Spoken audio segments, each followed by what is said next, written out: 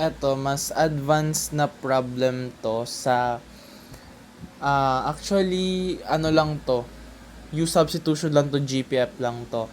And na-proud ako dito kasi galing to sa exam ko kay Sir Koy nung first examination niya. And naka-perfect ako dun dahil sa plus 50 na libro. So, eto kasi yung mga ganitong problem, parang mga ano na lang to eh. Yung masyadong maraming algebraic manipulation bago mo makuha yung, alam mo yun, yung para bago mo siya masolve. Ganun. Ganun lang naman to actually. Nakita mo fraction, ganyan-ganyan. Pero ano lang talaga yan. U substitution lang yan. So, una, etong nasa taas, factorable siya. Pwede mong ilabas yung x raised to 8. So, x raised to 8 times x raised to 8 divided by x raised to 7 ay x raised to 17 divided by x raised to 8 is x raised to 9. Tama? Tapos 5x raised to 8 divided by 5 x raised to 8 is 5. Kasi makakancel lang yung x raised to 8. Tama? All over x raised to 9 minus 5 raised to 10 dx. Integral. Yan. So, dyan, ano next na ginawa ko dyan? X raised to 9 minus 5 to. So, dapat, itong nasa loob, x raised to 9 minus 5 din. Para makapag-perform ako ng U substitution. Kasi ang derivative nito, x raised to 9 is 9x raised to 8. Kailangan ko na lang mag-provide ng 9 dito tapos 1 over 9 sa labas. Right? So, bali yung x raised to 9 plus 5 is magiging x raised to 9 minus 5 plus 10.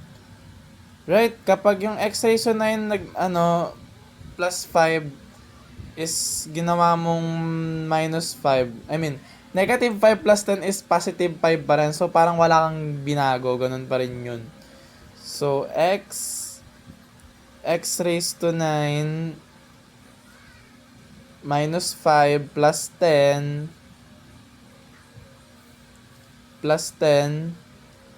tapos multiplied by x raised to 8. Yung x raised to 8, pwede mo na siyang i-distribute. Right? So, bali magiging x raised to 8 times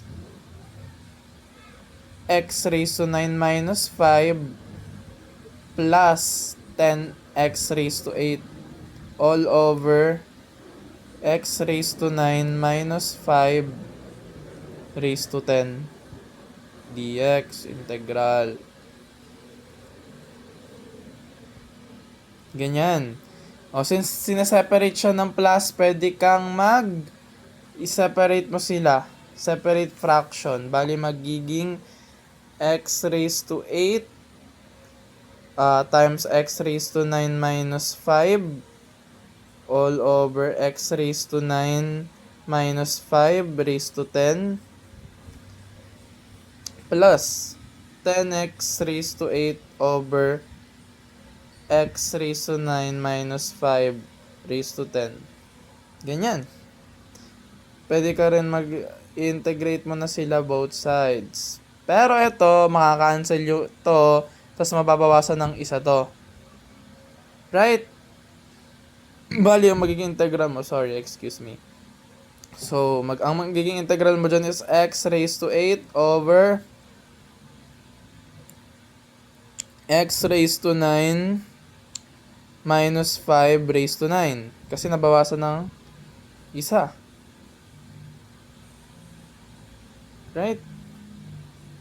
Tas plus 10x raised to 8 over x raised to 9 minus 5 raised to 10 dx. You can now apply U substitution.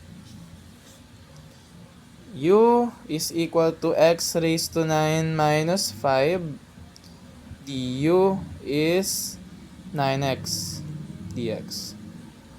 I mean 9x raised to 8. Hay, 9x raised to 8 dx. So may 9x raised to 8 dx ba dito? Walang 9. So maglalagay ka ng 9. Maglalagay ka ng... Oh, may 10 na dito. O, di maglalagay ka pa rin ng 9. Compensate with 1 over 9. Diba? Yung 10, pwede na lumabas yung 10 dito. So, bali magiging 10 over 9. Tapos, eto, 9x raised to 8 na lang to. So, eto magiging du yan. Eto magiging du din yan. Tapos, magkakaroon ng 1 over 9 dito. Correct? Correct. So, 1 over 9 times the integral of u raised to negative 9. u raised to negative 9 plus 10 over 9 integral of u raised to negative 10 du. du pala. Ano, nakakalimutan ko na lagi.